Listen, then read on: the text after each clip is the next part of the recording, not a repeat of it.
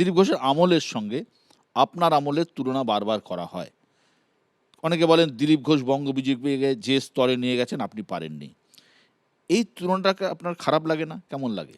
না দেখুন, খারাপ ভালোর কিছু নেই। প্রত্যেকটি জিনিস মনে রাখবেন, সময় বলে একটি শব্দ আছে।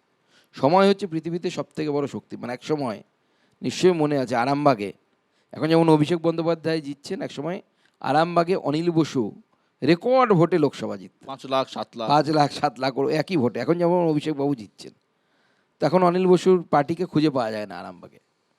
তো সময় থাকে রাজনীতিতে। দিলীপ দার সময়টা ওরকম ছিল। ভিড় বাড়ছে, বিজেপি বাড়ছে, অপোজিশনে প্লেস নেই।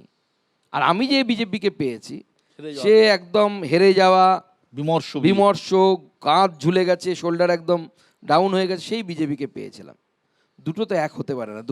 দুটোরকে নিয়ে মানে সোর্স মেটেরিয়ালকে নিয়ে আপনি এক জিনিস তৈরি করতে পারেন না। কার্যকর্তারা, কর্মীরাই তো মেন। চচ্চড়ির মশলা দিয়ে বিরিয়ানি রান্না যায়। বিরিয়ানি রান্না করা সম্ভব না। তবে দিলীপ দা অবভিয়াসলি আমাদের এখনো পর্যন্ত সব থেকে সাকসেসফুল সভাপতি।